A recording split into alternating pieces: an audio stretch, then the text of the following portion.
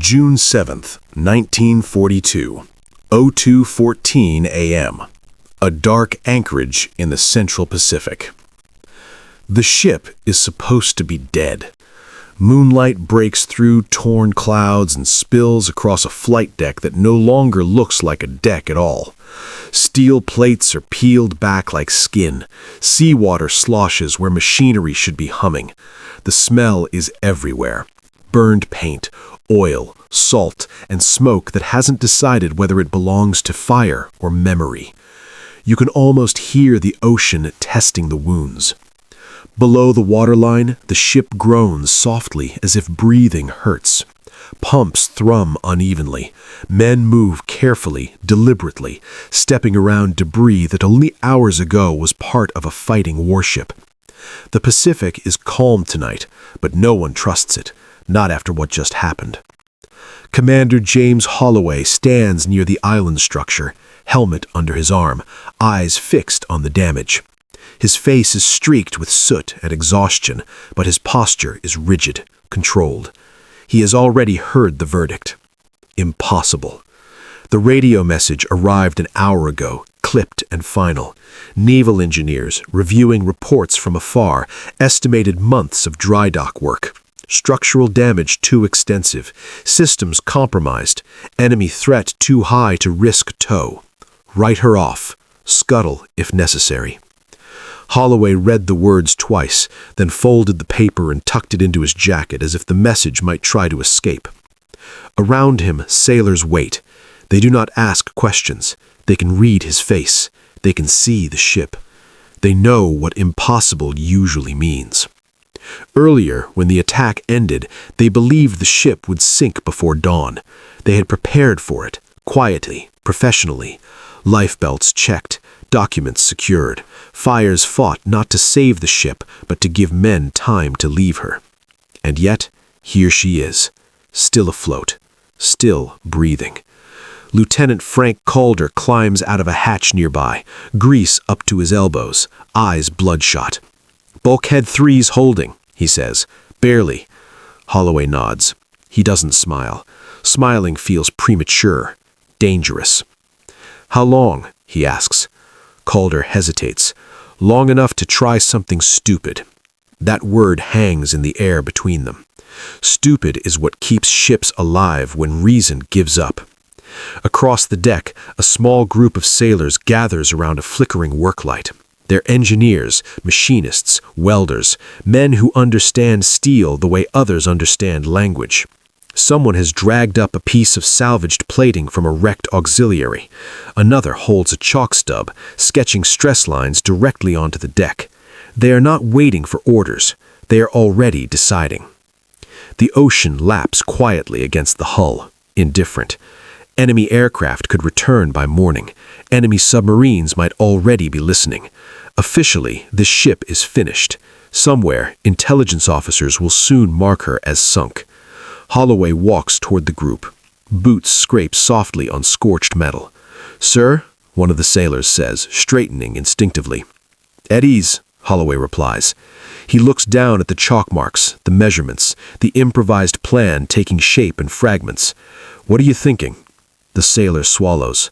"Sir, if we can brace the frame here and plate over the rupture, just enough, we might keep her watertight. Not combat ready, but mobile." "Using what?" Holloway asks. The sailor gestures vaguely. "Whatever we can find." Silence follows. This is the moment, the one that doesn't make it into official reports, the pause between command doctrine and human refusal. Holloway looks out over the dark water again. He imagines the dry dock thousands of miles away, the calendar pages that would turn while this ship sat idle, the enemy ships that would move freely while one less American hull existed to stop them. Then he looks back at the men.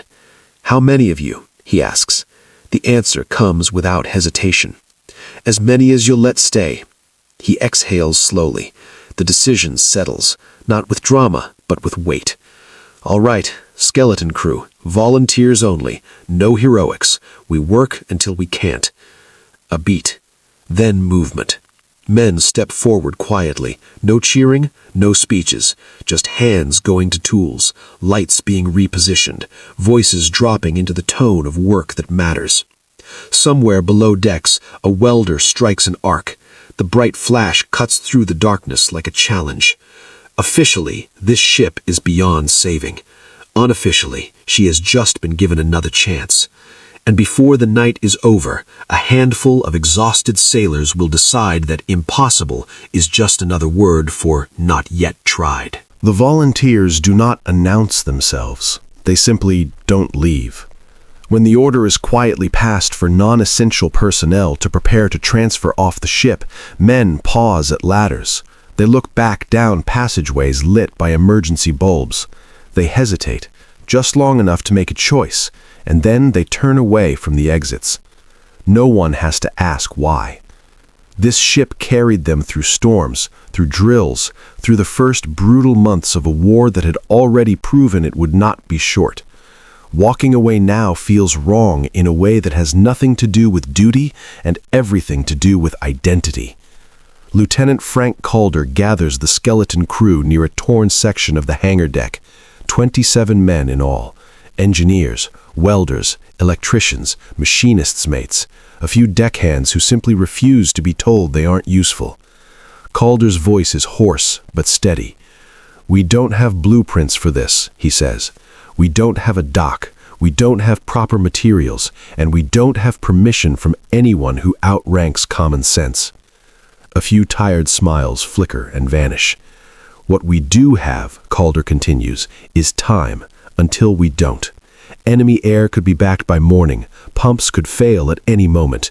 If we start this, we finish it, or we go down with her. Everyone clear?" No one steps back.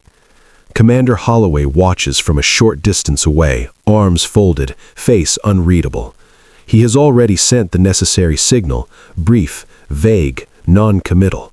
Damage control ongoing, status uncertain.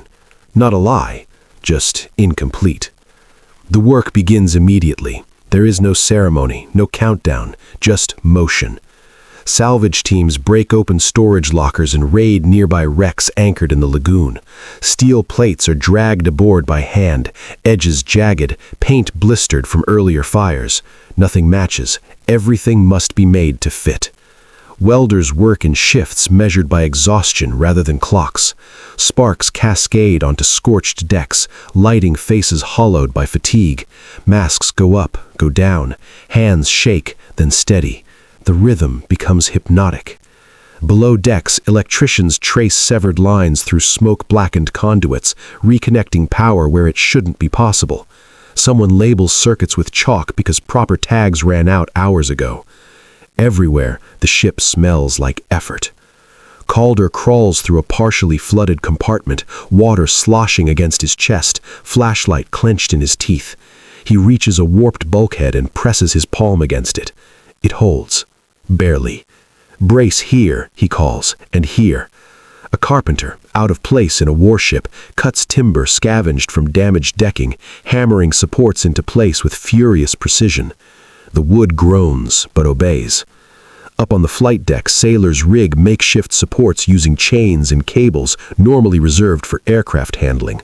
They tension them carefully, redistributing stress away from the worst of the damage. This is not repair. This is persuasion.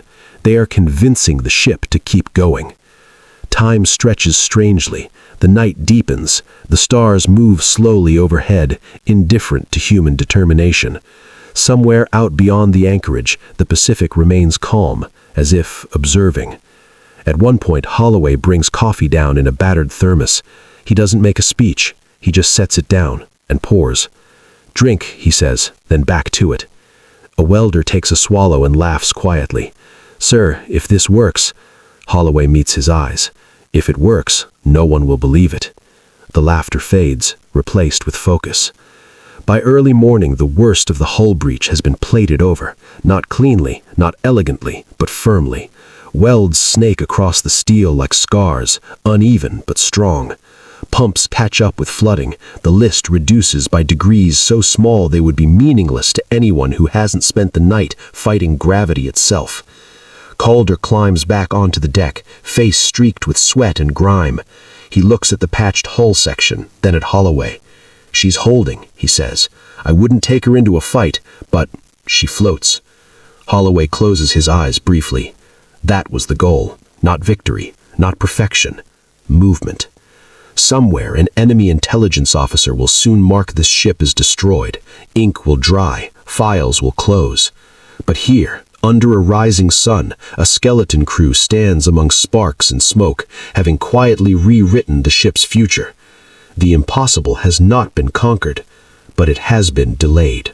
Dawn arrives without permission. The sky lightens slowly, revealing what the darkness had hidden. The full scale of the damage, the crude beauty of the fixes, the exhaustion written into every face on deck. Smoke still curls from welded seams. Steam rises where hot steel meets cool morning air. The ship looks less like a warship now, and more like a patient stitched together by hands that refuse to stop. The skeleton crew does not celebrate the sunrise. They barely notice it. Lieutenant Calder checks his watch and realizes he has been awake for nearly 30 hours. The number feels abstract. Time aboard the ship has collapsed into two categories: before the decision to stay and after. Enemy aircraft could return at any moment. That thought sits quietly in everyone's mind, shaping movements without being spoken aloud.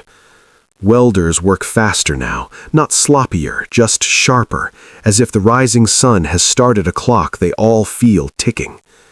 Commander Holloway orders all unnecessary lights extinguished. The patched areas are camouflaged with whatever paint can be found. Grays that don't match, blacks scorched by fire, anything to break up clean lines that might catch an enemy pilot's eye. This ship is no longer trying to look whole. It is trying to look unimportant. Below decks, the work grows more dangerous.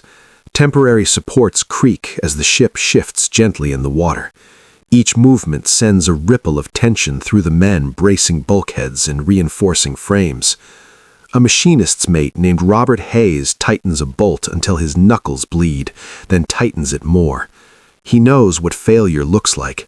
He's seen steel tear under stress. He's felt the sudden, sickening lurch when water wins. Not today.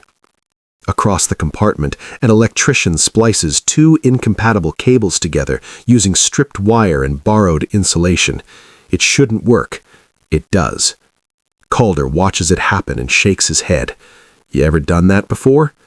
The electrician snorts. "Not sober." They share a tired grin and move on. Up top, deckhands rig additional braces using aircraft chains and scrap metal scavenged from damaged equipment. Every piece has to be accounted for. Weight matters now more than it ever has. Too much stress in the wrong place could undo everything. Holloway moves constantly, checking stations, saying little. His presence is enough. He knows that leadership in moments like this isn't about orders. It's about being seen sharing the risk. At mid-morning, a lookout calls out softly. "Aircraft, high altitude, bearing northwest." Every man freezes. Welding arcs snap off instantly. Tools are dropped where they stand. Heads tilt skyward. Far above, tiny specks move across the pale blue. Enemy reconnaissance, maybe. Something else. No one knows. The ship sits motionless, quiet, pretending to be what the enemy already believes it is. Dead. The specks pass. Breaths are released slowly, carefully, as if too much relief might tempt fate. Work resumes, more urgently now. By noon, Calder orders the pumps tested at increased capacity. Water levels hold, the patched hull does not flex the way he feared it might. The improvised bracing absorbs strain unevenly, but effectively. It won't survive another hit, but it doesn't have to. The plan, if it can be called that, is simple. Move the ship, get her out of the anchorage, reach safer waters. Proper docks can wait. Movement is life. The engines are the final gamble. They were shut down during the attack, partially flooded, partially damaged. Restarting them without full inspection goes against every manual ever written. Holloway doesn't look at the manuals. He says, "Try it." Engine room crews descend into heat and noise, coaxing systems back to life piece by piece. Valves are tested, lines purged. Someone counts down quietly, not because it helps, but because silence would feel worse. A deep vibration shudders through the hull, then another. The deck trembles, not violently, but unmistakably. The ship responds. Calder grips a railing, eyes wide. "She's answering," he says. Holloway allows himself one brief, dangerous smile. Somewhere far away, enemy intelligence reports are already being filed. The ship was hit. The ship burned. The ship sank. The enemy has moved on. They have no idea that in this quiet anchorage, a skeleton crew is bringing a dead warship back to life. One welded seam, one improvised brace, one stubborn refusal at a time. And if the engines hold, the ocean will soon feel something it was never meant to feel again. Forward motion. The order to move is not given loudly. Commander Holloway keeps his voice low, almost conversational, as if afraid that raising it might remind the ship of how close she is to giving up. "All hands, stand by," he says. "We're getting underway." No one cheers. Cheers belong to victories. This is something else entirely. The engines idle unevenly at first, a rough, hesitant rhythm that sends vibrations through every deck and compartment. Men pause instinctively, feeling through their boots and hands, listening with the kind of attention normally reserved for heartbeats. Below decks, machinists watch pressure gauges like gamblers staring at dice mid-roll. Each needle twitch feels personal. Each sound carries meaning. A cough from a cylinder draws a dozen heads instantly. "Easy," someone murmurs. "Easy." The ship begins to move. Not fast, not confidently, but undeniably. Water slides along the hull with a sound that hasn't existed since before the attack. The patched plates flex slightly, then settle. Chains creak. Temporary braces groan but hold. Lieutenant Calder grips the railing on the hangar deck as the shoreline begins to drift, almost imperceptibly, away. His mouth is dry.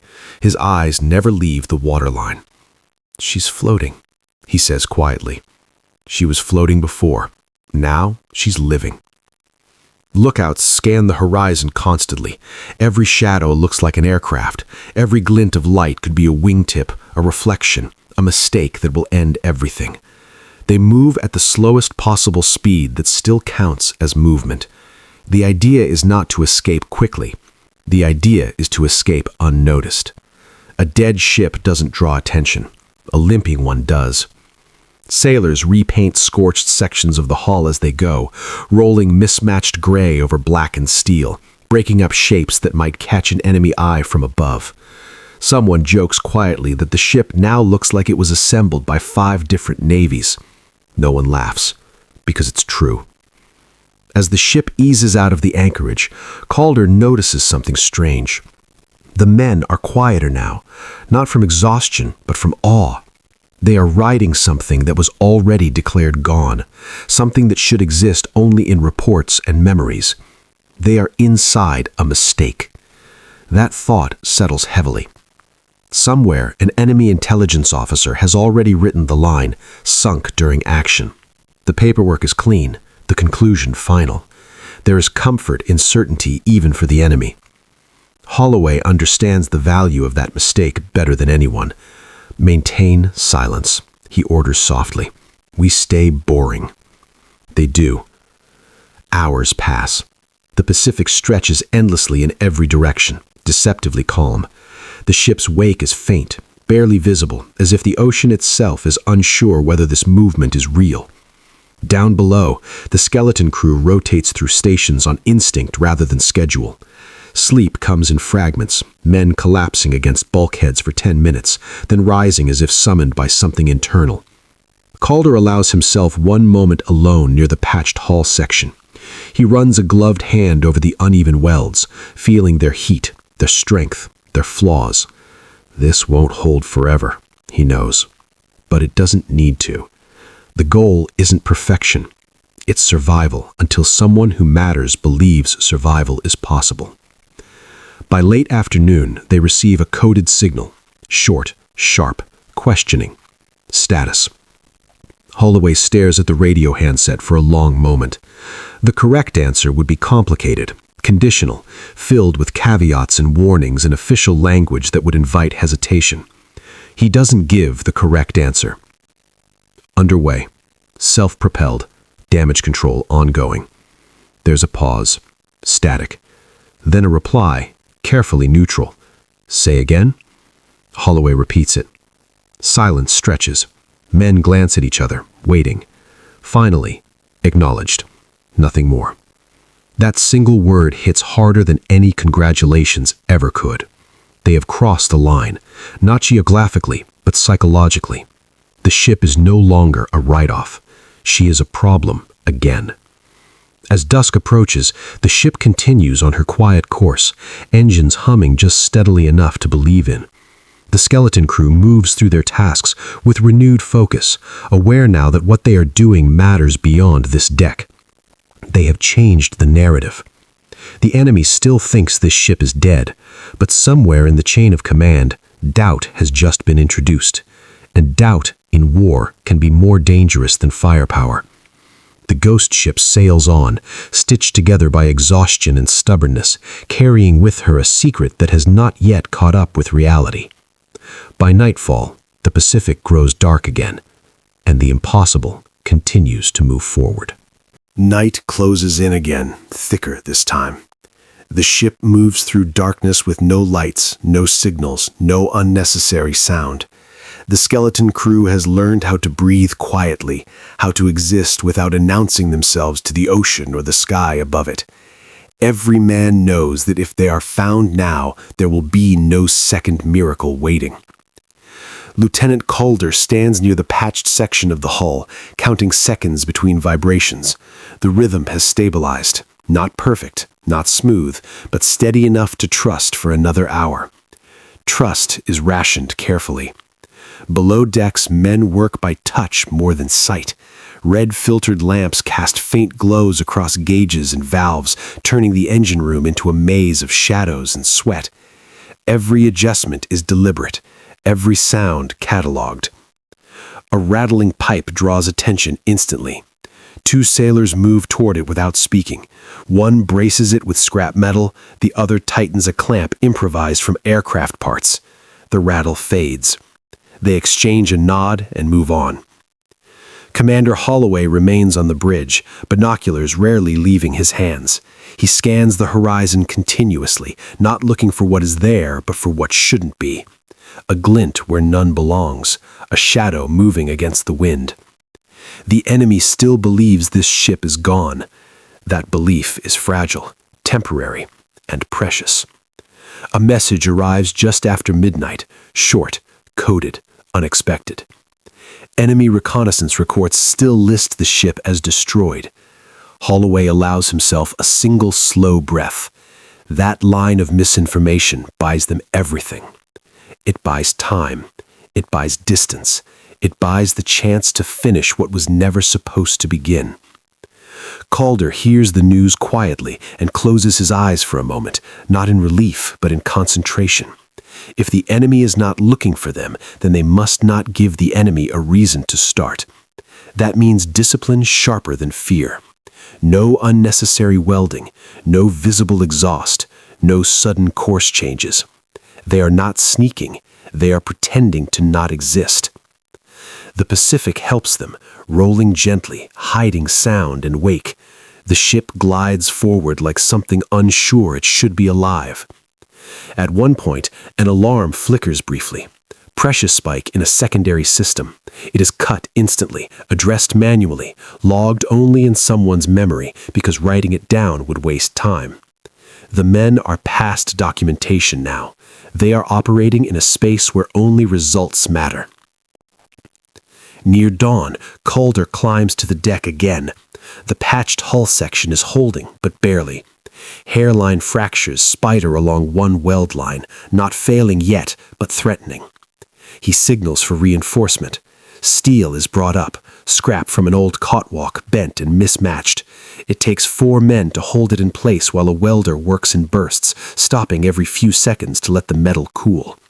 Sweat pours down his face. Sparks die in the night air before they hit the deck. No one speaks. When it's done, Calder taps the plating twice with his knuckles. It sounds wrong, hollow, but it sounds like tomorrow. As dawn breaks again, the ship has covered more distance than anyone dared hope. The coastline they feared never appeared. The sky remains empty. They are still alive, still moving, still a mistake the enemy hasn't corrected. Holloway receives another signal mid-morning, this one from Friendly Command, more detailed now, more curious. They want assessments, timelines, probabilities. Holloway answers carefully. He does not exaggerate. He does not minimize. She can make it, he says, if we let her. That phrase lingers, because it's no longer just about steel and engines. It's about permission. Somewhere far away, a decision is being debated by people who are not here, people who did not see the hull torn open, who did not feel the deck tremble under their boots, who did not watch a skeleton crew refuse to accept an ending written too quickly. Those people will decide whether this ship lives beyond today. The skeleton crew can only keep her alive long enough to force the question. As the sun climbs higher, Calder looks out over the water and realizes something quietly astonishing. They are no longer running from death. They are running toward relevance, and that changes everything. The response does not come immediately. Hours pass after Holloway's last transmission, the kind of hours that stretch longer than they should. The ship continues forward, engines steady but fragile, every mile gained feeling borrowed rather than earned. Lieutenant Calder senses the change before anyone says it aloud. The work has shifted. In the first hours, they worked to survive. Then they worked to move. Now they work to be believed. That is a different kind of pressure.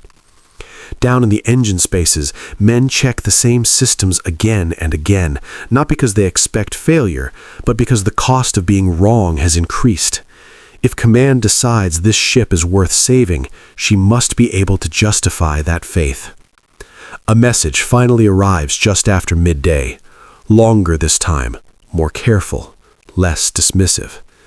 Headquarters wants confirmation. Photographs if possible, engine performance data, flooding reports, structural integrity estimates. Calder almost laughs when he hears the list. "Sir," he says to Holloway, "they want paperwork for a miracle?" Holloway doesn't smile. He stares at the radio handset, weighing how much truth to offer. "Give them honesty," he says at last, "just not fear." They assemble what they can, handwritten notes, rough measurements, verbal reports relayed line by line. Someone takes photographs with a battered camera normally reserved for inspections, framing angles carefully to show survival without revealing vulnerability. No staged heroics, no dramatic claims, just proof that the ship exists. While the reports go out, the skeleton crew keeps working. Hairline cracks are drilled and stop-plated. Temporary braces are adjusted. Cooling systems are coaxed into tolerable behavior. Nothing is perfect. Everything is just enough. The ocean remains merciful. By late afternoon, Holloway receives the reply. This one changes the air. Command acknowledges the movement. A recovery route is suggested.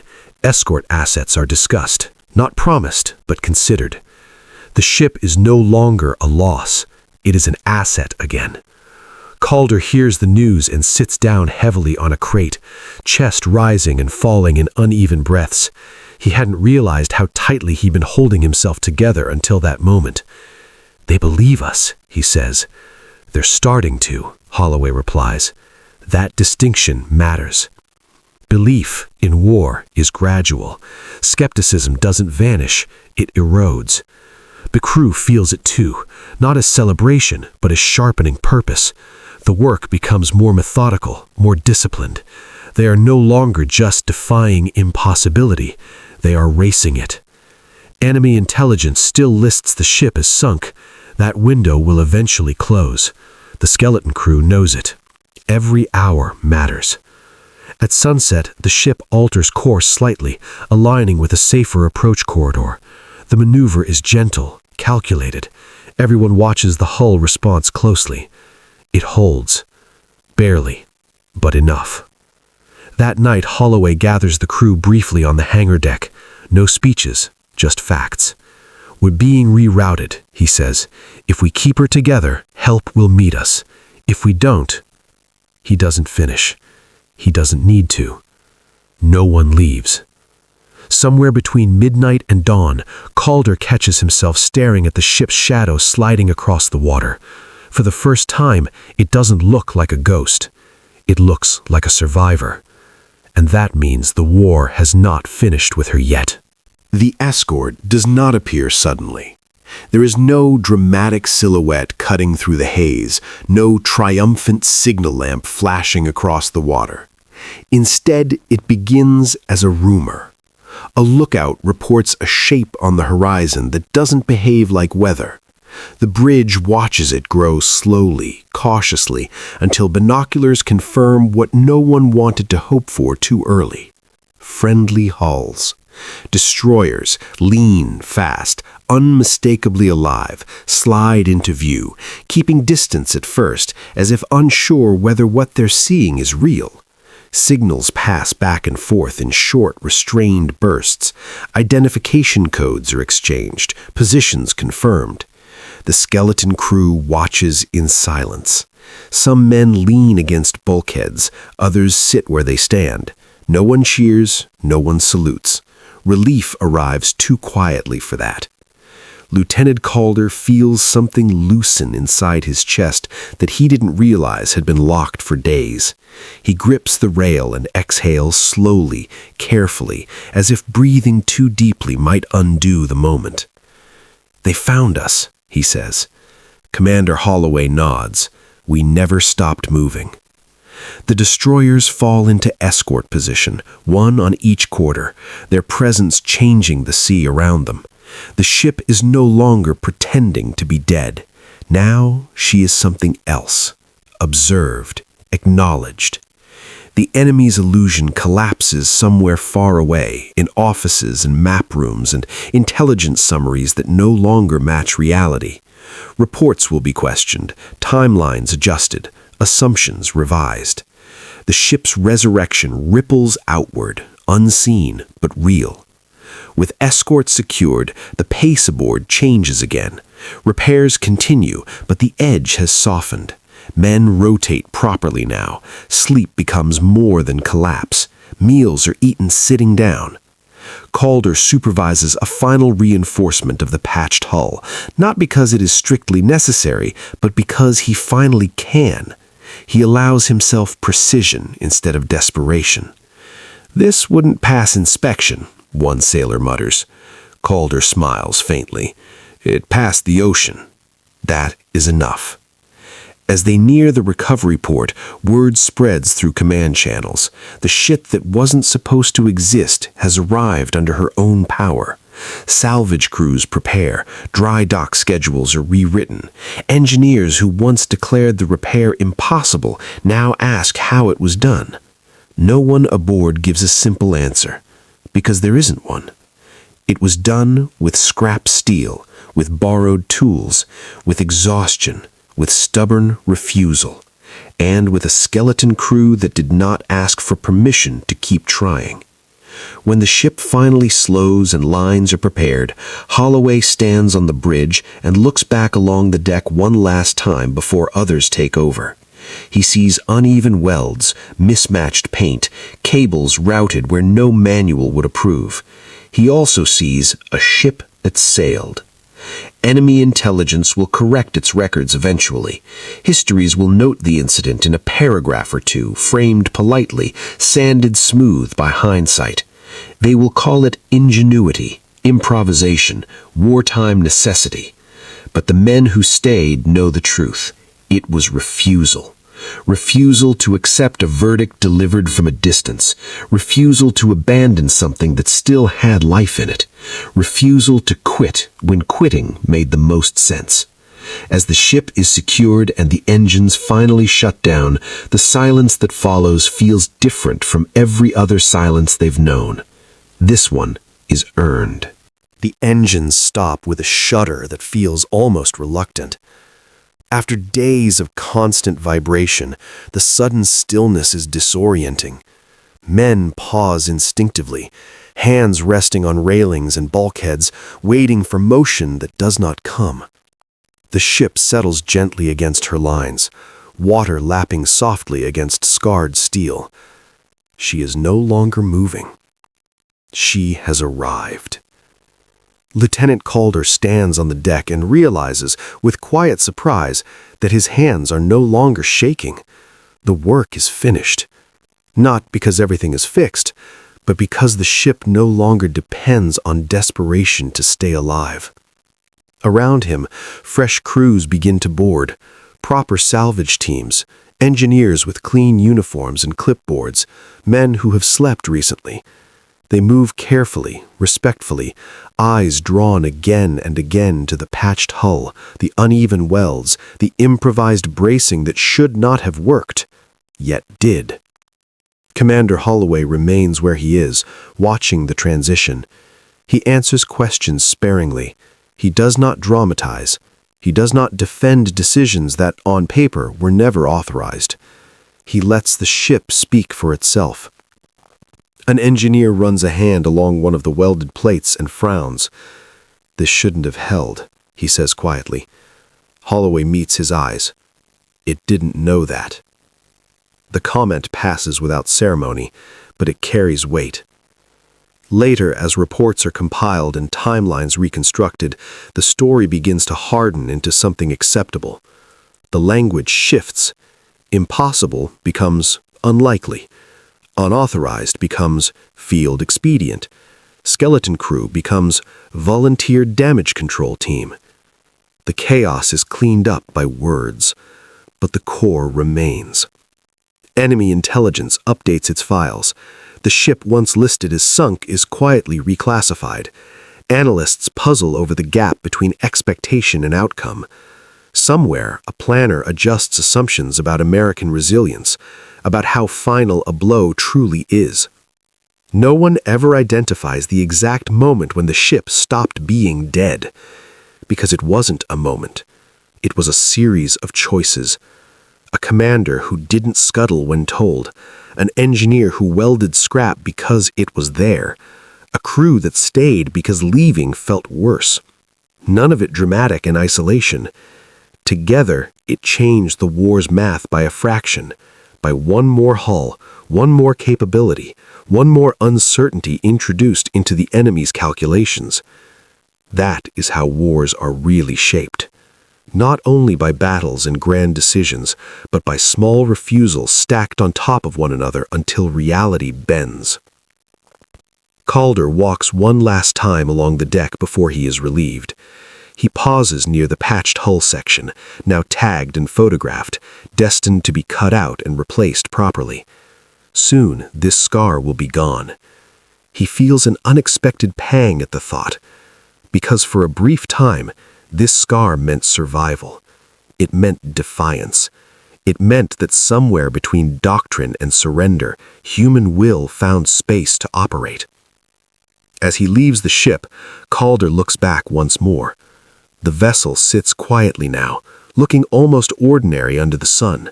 No smoke, no sparks, no urgency. No sign of how close she came to being erased. Histories will mention this episode briefly, if at all. A paragraph, a footnote, an anecdote about ingenuity. They will not fully capture the nights without sleep, the sound of metal straining, the way every weld felt like a negotiation with the ocean. But that is all right. The ship sailed again. And in war, that is sometimes the most important sentence anyone can write. If this story stayed with you, take a moment to let us know. A simple like helps this history reach people who may never have heard it. It tells the algorithm that these moments still matter. Subscribe if you want to stay with us. Here, we uncover the moments in the Second World War when everything changed, when there was no return. These are not just battles. They are human realizations, sacrifices, and truths buried beneath decades of noise. If you feel comfortable, leave a comment. Tell us where you're watching from. The United States, the United Kingdom, Canada, Australia, or somewhere else entirely. Tell us if someone in your family lived through this war. You're not just watching a video, you're helping keep these memories alive. Because once the stories disappear, there really is no return.